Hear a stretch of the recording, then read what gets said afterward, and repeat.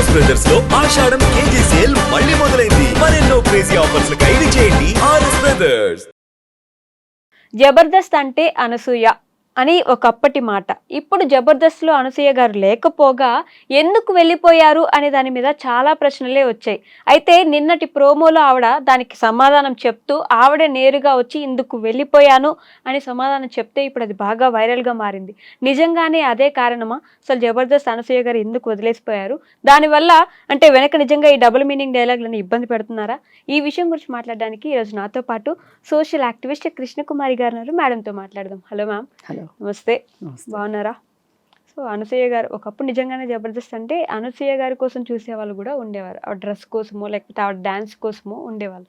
ఇప్పుడు ఆవిడే ఇట్లా నేను ఇందుకు వెళ్ళిపోయాను అని చెప్పారు. దాంట్లో ఎంతవరకు నిజాలు ఉన్నాయనుకోవచ్చు మ్యామ్? 100% వాస్తవాలే అవి. ఓకే.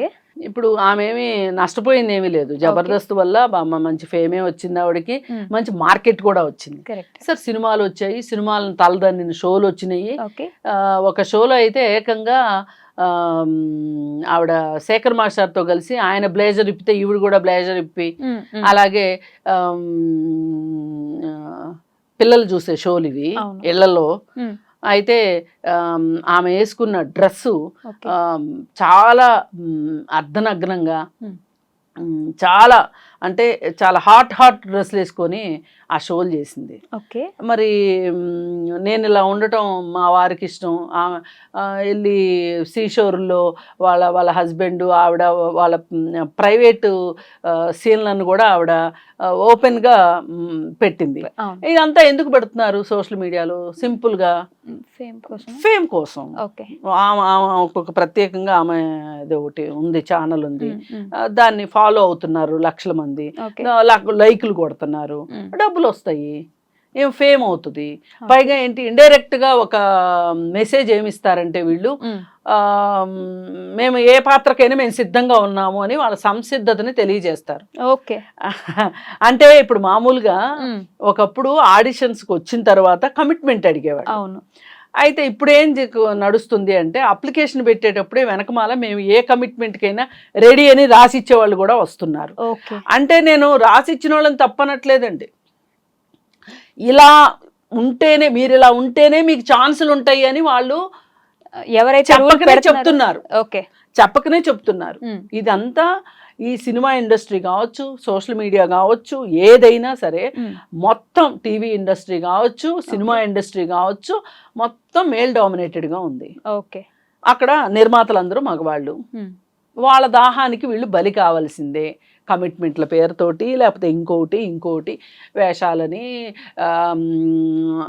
ఆడిషన్స్లో దోపిడీ, తర్వాత వేషం కోసం దోపిడీ, మళ్ళీ ఆ తర్వాత రెమ్యూనరేషన్ డిసైడ్ చేసే దగ్గర దోపిడీ, మళ్ళీ అవకాశం ఇవ్వడానికి దోపిడీ, ఇలా ఇన్ని రకాలుగా మహిళల్ని దోపిడీ చేస్తున్నారు.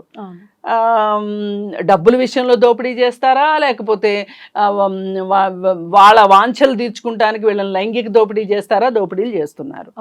చేస్తున్నప్పుడు దానికి వీళ్ళు కూడా తప్పనిసరి పరిస్థితుల్లో ఈ మార్కెట్ ఇలా ఉన్నప్పుడు, ఇప్పుడు రోమ్లో ఉన్నప్పుడు రోమన్లా బిహేవ్ చెయ్యి అంటారు కదా, అట్లా వీళ్ళు కూడా అట్లా తయారవుతున్నారు. అందుకే నేను ఎప్పుడూ ఇట్లాంటి విషయాలు వచ్చినప్పుడు మాట్లాడేది ఏంటి అంటే, అసలు కాస్టింగ్ కౌచ్ అనేది సినిమా ఇండస్ట్రీలో ఉంది, సోషల్ మీడియాలో ఉంది, అలాగే ఇక్కడ కూడా ఉంది, బుల్లితెరలో కూడా ఉంది. ఇవి ఉన్నప్పుడు దీన్ని ఉంది అని అందరికీ తెలుసు, అందరూ చెప్తారు. బొంగుట్లో తింటా ఎంట్రుకలు ఏరుకోవడం ఏంటి అంటారు. కానీ వద్దు అని కానీ దీన్ని కనీసం తగ్గించడానికైనా కానీ ఎవ్వరూ ప్రయత్నం చేయరు. ఎవరైనా ప్రయత్నం చేస్తే వాళ్ళకి ఏవో తాటాకులు కట్టి పక్కకు పంపిస్తారు. ఇప్పుడు ఈ జబర్దస్త్ విషయానికి వస్తే, ఇది అంటే అనసూయని విడిగా చూడడము, జబర్దస్త్ షోని విడిగా చూడడము, ఇండస్ట్రీ మొత్తాన్ని విడిగా చూడాలని లేదు నాకు. ఇవన్నీ ఒకే దారంలో పూసలు, ఇవన్నీ ఒకే దారానికి గుచ్చిన పూసలు ఇవన్నీ. అయితే హైపర్ ఆదికి కళ్ళెం వేయాల్సిన అవసరం ఉందా లేదా అనేది ఎవరు ఆలోచించాలి? ఫస్ట్గా మేనేజ్మెంట్ ఆలోచించాలి. మేనేజ్మెంట్కి చెవులు కళ్ళు ఏమి పని చేయట్లేదా? నోరు పని చేయట్లేదా? మీరు చూస్తున్నారు, వింటున్నారు, వేరే వాళ్ళని మాట్లాడనిస్తున్నారు, ఇలానే మాట్లాడండి అని స్క్రిప్ట్ ఇస్తున్నారు. డబుల్ మీనింగ్ డబుల్ మీనింగ్ డైలాగులు. అసలు ఆ మగవాళ్ళకి చీరలు కట్టి ట్రాన్స్జెండర్ వేషాలు వేసి చేయాల్సిన అవసరం ఏంటండి? పాపం ట్రాన్స్జెండర్లు ఎంతో బాధపడుతున్నారు ఈ విషయంలో. ఈ విషయం గురించి మాలాంటి వాళ్ళు ఎంత ఫైట్ చేసినా సరే జబర్దస్త్ను మట్టుకు ఆపలేకపోయాం. ఓకే, ఇప్పుడు మళ్ళీ ఏదో ఒక కొత్త వేషం వేసుకుని రావాలనే ఉద్దేశంలోనే జబర్దస్త్ ఉంది అనేది అర్థమవుతుంది. ఓకే, శ్రీదేవి డ్రామా అంటే జబర్దస్త్ ఒక్కటేనే కాదు, శ్రీదేవి డ్రామా కంపెనీ కావచ్చు, ఇంకోటి కావచ్చు, ఇవన్నీ ఈ డబుల్ మీనింగ్ డైలాగులు ఎక్కడి దాకా వెళ్ళినాయి అంటే, ఒకప్పుడు అన్నపూర్ణ గారు అని సీనియర్ యాక్టర్, సాక్షాత్తు ఆవిడ కూడా అసలు ఆవిడ మీద చాలా గౌరవం ఉండేది. ఆవిడ కూడా డబుల్ మీనింగ్ డైలాగులు మాట్లాడాల్సిన స్క్రిప్ట్ ఇచ్చి ఆ స్క్రిప్ట్ ప్రకారం చదవాలి. ఇట్లా చదివితేనే ఉంటుంది వేషం. వీళ్ళకేమో ఒకసారి రంగు వేసుకున్న తర్వాత ఇంక వీళ్ళు రంగు వేసుకోకుండా ఉండలేరు. కరెక్ట్. అది ఒక పిచ్చిలాగా అయిపోతుంది వాళ్ళకి. సరే ఏదో ఒకటి వెయ్యాలి, అవసరం ఉన్నా లేకపోయినా అసలు మార్కెట్లో ఉండాలి, ఉంటేనే కదా మనం నలుగురికి మనం మార్కెట్లో ఉన్నామనేది తెలుస్తుంది. అంటే వేషాల కోసం. ఇప్పుడు డబుల్ మీనింగ్ డైలాగులు ఒక్క ఈవిడనే హర్ట్ చేసినాయి అనే దానికన్నా మీ మీద ఎవరో వేస్తేనే మీకు అంత హర్టింగ్గా ఉంటే మీరు ఇంకెవరి మీదో వేస్తారు, ఇవన్నీ ప్రేక్షకులు వింటారు. అసలు ఈ షోనే అంత దరిద్రంగా ఉంది, ఈ షోనే కరెక్ట్ కాదు అని చెప్పి మీరు ఎడంకాలతో తన్నెళ్తే బాగుండేది. కానీ మీరు అలా చేయలేదు. బయటికి వెళ్ళి మీకు నచ్చినట్టు చేశారు. అసలు ఇంకా అంతకంటే ఎక్కువ ఎక్స్పోజింగ్ అన్నీ చేస్తూ ఉన్నారు. అందుకని ఇలా మీరు ఇంకొకళ్ళని అనేంత పరిస్థితి లేదమ్మా, సీన్ లేదు మీకు అనసూయ గారు. అందుకని ఇవన్నీ కాసేపు పక్కన పెట్టి, కాశీ మజిలీ కథలన్నీ పక్కన పెట్టేసేసి, ఏదో ఇక్కడ అందరూ బాగాలేదు, నేను ఒక్కదాన్నే ఐఆమ్ పర్ఫెక్ట్ అన్నట్లు లేదు. కానీ మరి ఈ పరిస్థితులు మారాలా వద్దా? మారాలి కదా. మారాలంటే ఇప్పుడు కాస్టింగ్ కౌచ్ గురించి వీటి గురించి ఒక కమిటీ కావాలి అని చెప్పి, ఒక పాష్ కమిటీ కావాలని అడిగాము. అంటే ఏంటి అంటే, పని ప్రదేశాల్లో లైంగిక వేధింపుల నిరోధక చట్టం రిఫ్లెక్ట్ కావాలి 10 చోట. ఇది ఇప్పుడు మన స్టూడియో ఉంది, ఇట్లాంటి చోట కూడా ఉండాలి. ఒక ఇంటర్నల్ కంప్లైంట్ కమిటీ ఉండాలి. ఇంటర్నల్ కంప్లైంట్ కమిటీ ఉంటే ఎవరి వల్ల ఎవరు ఇబ్బంది పడ్డా ఆ కమిటీకి వెళ్ళి కంప్లైంట్ చేసుకోవచ్చు. అప్పుడు కూర్చుని ఆ కమిటీలో ఉన్న వాళ్ళు కూర్చుని మాట్లాడి మొదటిసారి వార్నింగ్ ఇచ్చి తర్వాత ఇంకా మళ్ళీ చేస్తే ఆఫీస్ నుంచి తీసేయడం, ఇట్లాంటివి చేస్తూ ఉంటారు. ఇప్పుడు అవి ఈ ఇంటర్నల్ కంప్లైంట్స్ కమిటీలు సినిమా ఇండస్ట్రీలో వెయ్యమని ఎప్పటి నుంచో చెప్తున్నాం. వెయ్యట్లే. అదేమంటే మేమంతా ఒక రూఫ్ కింద పనిచేయం కదా అంటే, ఒక సినిమా మొదలయ్యి సినిమా ఎండ్ అయ్యే వరకు, ఒక షో మొదలయ్యి ఒక షో ఎండ్ అయ్యే వరకు అదే మనుషులు పనిచేస్తూ ఉంటారు కదా. అలాంటప్పుడు వేయడానికి ఏంటి బాధ మీకు? లాస్ట్ టైం ఇట్లా ప్రోగ్రాంలో మాట్లాడుతూ, లేదు ఎందుకు ఉన్నారు డబుల్ మీనింగ్ డైలాగులు వేసిన ఎందుకు ఉన్నారంటే, కొన్ని కమిట్మెంట్స్ ఇచ్చాక తప్పదు కదా అన్నట్టు ఒక చిన్న హింట్ ఇచ్చి వదిలేసారు. అవును, కొన్ని కమిట్మెంట్స్ అంటే దాని ఉద్దేశం ఏంటంటే, ఒక కాంట్రాక్ట్ ఇస్తారు వాళ్ళు, దాని మీద సైన్ చేస్తారు.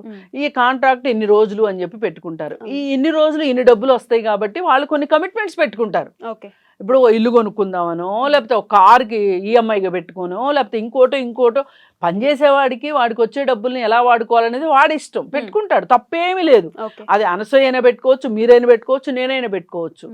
కానీ నేనేమంటానంటే, పని ప్రదేశాల్లో వాతావరణం ఆరోగ్యకరంగా ఉండాలా లేదా, గౌరవంగా ఉండాలా లేదా, ఉండాలి. అలాంటి దానికోసమే కమిటీలు పెడితే ఇవాళ ఇలాంటి మాటలు మాట్లాడుకునే అవసరం ఉండదు. ప్రోగ్రామ్ లో కూడా నేను ఇందుకే వెళ్ళిపోయాను, నువ్వు నా మీద డబుల్ మీనింగ్ జోకులు వేసావు, నేను అవి తీసుకోలేకపోయాను అని చెప్తే, నేను వెళ్ళిపోయిన తర్వాత కూడా ఆయన ఏమంటాడు, వెళ్ళిపోయానంటే నువ్వు వెళ్ళిపోయిన తర్వాత అమెరికాలో ఉన్నా కూడా సరే మన లింకులు నీకు పంపిస్తున్నాను కదా, అదిరా మన లింకు అని అంటారు. ఈ మాటల్లో అవును, అతను ప్రాస కోసం వాడానని చెప్పొచ్చు, కానీ అది అతను ఏంటంటే రెండో వాళ్ళని, మగవాళ్ళని ఒక రకంగా ఆడవాళ్ళని ఒక రకంగా బాధ పెట్టే మనస్తత్వం ఉంది అతనికి.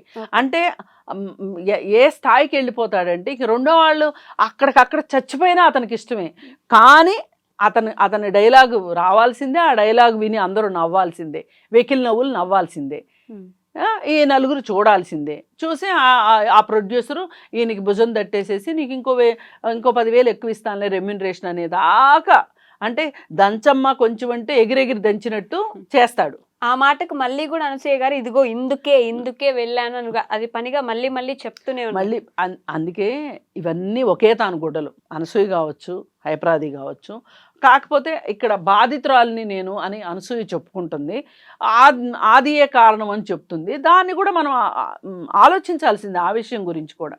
అసలు వీళ్ళిద్దరి గురించి ఆలోచించే కన్నా అసలు ఆ షో గురించి ఆలోచించాలి. ఆ షోని రద్దు చేయాలి. అసలు ఆ షో ఇలాంటి షోలకు కూడా ఒక సెన్సార్షిప్ ఉండాలి ఖచ్చితంగా. ఓకే, లేకపోతే ఇలాగే జరుగుతుంది. సెన్సార్షిప్ ఉండాలి. ఈ సందర్భంగా మనం ఆలోచించాల్సింది ఏంటంటే సెన్సార్షిప్ కావాలి ఒకటి. రెండోది ఎక్కడికక్కడ ఇంటర్నల్ కంప్లైంట్స్ కమిటీలు ఉండాలి. ఉన్నప్పుడు ఇలాంటి ఆది వల్ల ఆమెకి ఇబ్బంది అయింది అనుకోండి, ఆమె కమిటీకి కంప్లైంట్ చేసి ఉండేది కదా. ఏది ఏమైనా అనసూయ అన్న దాంట్లో సమంజసం ఉంది. ఆమె స్వయంకృతాపరాధం ఎంత ఉన్నప్పటికీ కూడా తనకి పనిష్మెంట్ అయితే ఉండాల్సింది. Okay ma'am, thank you.